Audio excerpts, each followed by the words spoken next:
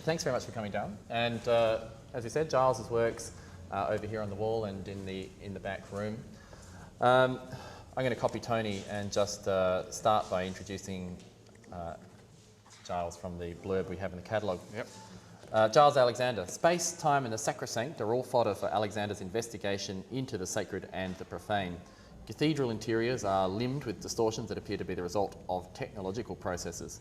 Computers, logic machines, the ultimate expression of the Enlightenment project, seem to be facilitating a destruction of the imagery of the Enlightenment's old enemy, the Catholic Church.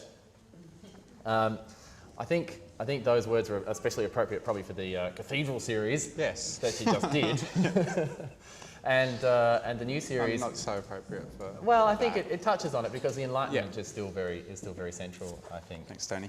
And I think that I'm right in saying that architecture is still very central to what you're concerned with in the new works. I think space, I think more broadly, I am really interested with spaces. I guess that has manifest predominantly in my work as architecture, and I kind of have always used architecture as a vehicle to kind of say or address certain kind of ideas and issues. So with the religious architecture, obviously I was interested with the theological debate that we currently have and its historical kind of precedents and how... Are you talking specifically to Richard Dawkins and the anti-Richard Dawkins?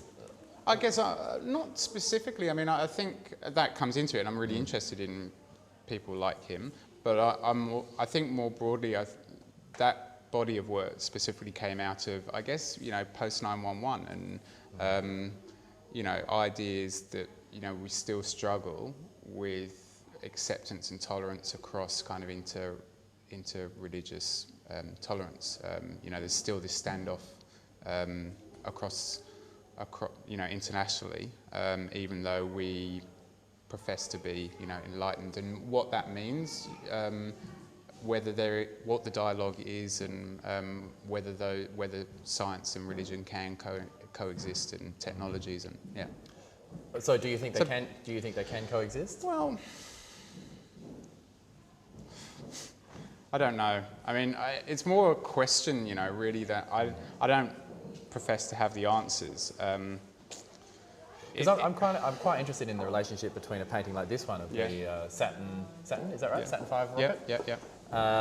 And the cathedral type paintings that you did, because I think there's obviously there's a connection, which is what you're alluding to. Yeah, there is, and the connection for me really is that they're all kind of means for man to explore his position within the environment that he finds himself. So where once we built large cathedrals, and we still do build religious buildings, we now build big cathedrals to science, and something like the Saturn V rocket is kind of part of that, as obviously as I guess a project on an equivalent scale to a medieval cathedral. Yeah, and it's really about man trying to understand his position, that he, the position that we inhabit. Because of course you've done a couple of works dealing with the Large Hadron Collider as well, which is very much the same. Yeah, absolutely.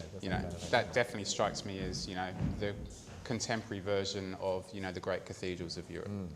Yeah, and so do your interest in natural history type museums as well. But again, museums for me function as spaces where man is overtly trying to kind of wrestle with identity, his own sense of self. Museums, galleries, religious buildings, for me they all kind of fall under the one umbrella, weirdly. Yeah, I think... and it's maybe a bit of a stretch, but... No? It might be. No. No, I go with you on that. I'm also interested in the work in the back, the Bill Henson reference. Yep. And what you brought into play there with the with providing the reproduction of the work alongside the original. Yeah. Okay. What's going on there then? Well, the work specifically, I was interested really in the media's handling of the Bill Henson affair, rather than the actual image itself, or him as a photographer, as an artist itself. I was much more interested in, you know, how the media handled it and the kind of double standard involved there. But for me, having the reproduction there was, you know, I like that because my work is very indebted to, you know, mechanical and digital reproduction, but at the same time I'm very obsessed with kind of traditional handmade approaches. So that's something that goes, you know, it's reoccurring and goes around and round in my work. And so to actually have, you know, the original painting, which of course is a painting after a photograph, and then the print of the original painting, you know, it's this kind of circular kind of conversation that goes around, circular argument, I guess. Yeah, and it kind of goes to something that I think was prominent in your practice a few years ago, which was the use of especially mass media images. Yeah. And it was very much focused on, especially I think, print and electronic media, and where that source material comes from. That's right. And I guess the life of those images away from their source. Yeah. So it comes back into that, I think. Are you almost suggesting that that the images become a part of the markers of our what could you call it? Markers of our civilization.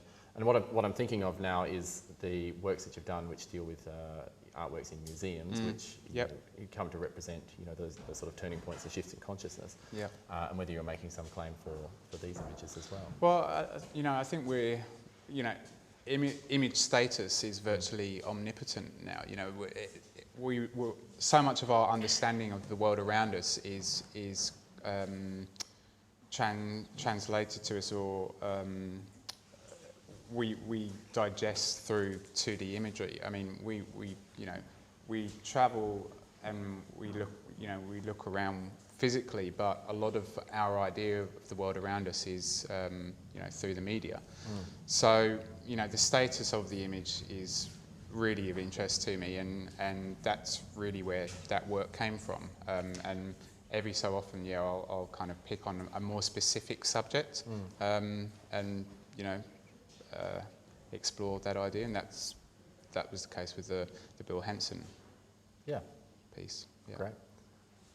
Well, I think we'll wrap it up so as to make some room for Carrie Millett. Okay. Giles, thank you very much. Thank you very much.